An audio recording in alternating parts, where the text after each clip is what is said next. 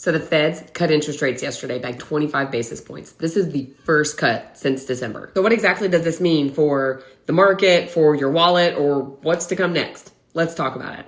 By the way, my name is Erica Neal. I'm an authorized infinite banking practitioner and wealth strategist. I work with people, primarily entrepreneurs, on understanding how to build wealth and be tax efficient. Make sure you hit that follow button so you can stay up to date with all the info videos that we post. The Feds lowered their rates to about 4 to 4.25. So their reasoning behind this is unemployment is low, which is great, but they do have concerns about the softening labor market, which really just means they're afraid that unemployment might start to creep up. Inflation is still low compared to what we've seen in previous years, but it's still above the target. And so it's not quite cooling down as much as what they would have hoped for. Because of the inflation concern, but also wanting to make sure unemployment stays low, the Feds are really signaling that they're going to do gradual cuts over time. They're really focused on data, trying to focus on a balance between the two and just doing it gradually over time, not doing aggressive cuts all in one big fail swoop. So what exactly does this mean for you? Borrowing and interest rate costs on credit cards, adjustable mortgages, and small business loans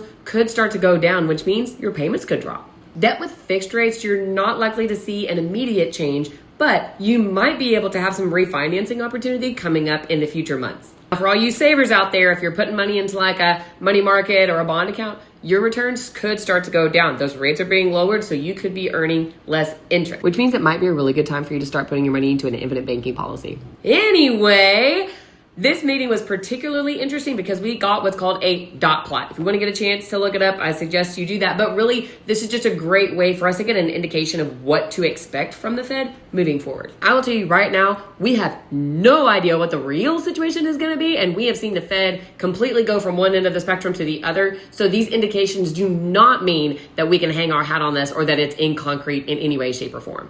With that being said, the dot plot is showing of the 19 members of the Fed, we're looking at about 7 of them that are indicating no more rate cuts, while the majority are saying maybe a total of 3 rate cuts.